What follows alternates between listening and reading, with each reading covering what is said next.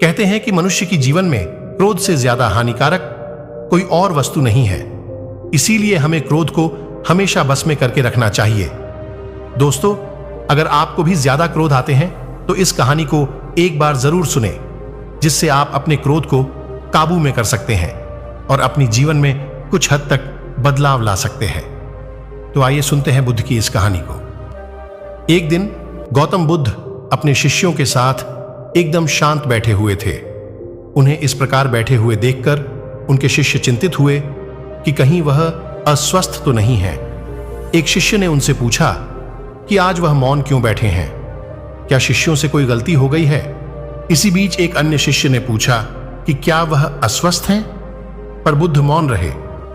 तभी कुछ दूर खड़ा व्यक्ति जोर से चिल्लाया, आज मुझे सभा में बैठने की अनुमति क्यों नहीं दी गई है? बुद्ध आंखें बंद करके ध्यान मग्न हो गए। वह व्यक्ति फिर से चिल्लाया, मुझे प्रवेश की अनुमति क्यों नहीं मिली? इसी बीच एक उदार शिष्य ने उसका पक्ष लेते हुए कहा कि उसे सभा में आने की अनुमति प्रदान की जाए।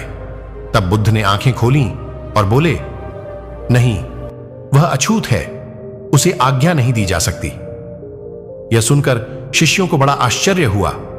बुद्ध उनके मन का भाव समझ गए और बोले, हां, वह अछूत है। इस पर कई शिष्य बोले, हमारे आश्रम में जात पात का कोई भेद ही नहीं, तो फिर वह अछूत कैसे हो गया? तब बुद्ध ने समझाया, आज वह क्रोधित होकर आया है। क्रोध से जीवन की एकाग्रता भंग होती है। क्रोधी व्यक्ति प्राय मानसिक हिंसा कर बैठता है, इसीलिए जब तक वह क्रोध में रहता है तब तक अछूत होता है। इसलिए उसे कुछ समय एकांत में खड़े रहना चाहिए। क्रोधित शिष्य भी बुद्ध की बातें सुन रहा था। पश्चाताप की अग्नि में तपकर वह समझ चुका था कि अहिंसा ही मनुष्य का महान कर्तव्य व परम धर्म है। वह बुद्ध के चरणों में गिर पड़ा और कभी क्रोध न करने का प्रण लिया। असल में यह होता है कि क्रोध के कारण व्यक्ति अनर्थ कर बैठता है और पश्चाताप उसे बाद में होता है, जिसका कोई लाभ नहीं मिलता। इसलिए हमें क्रोध नहीं करना चाहिए। असल मायने में क्रोधित व्यक्ति अछूत हो जाता है और उसे अकेला छोड़ देना चाहिए। क्रोध करने से तन, मन और धन तीनों की हानि होती है और क्रोध से ज्यादा हानिकारक कोई और वस्तु नहीं है। इसीलिए हमें क्रोध कभी नहीं करना चाहिए। हमेशा मन को शांत करके सोचने से हर मुश्किल का हाल मिल जाता है।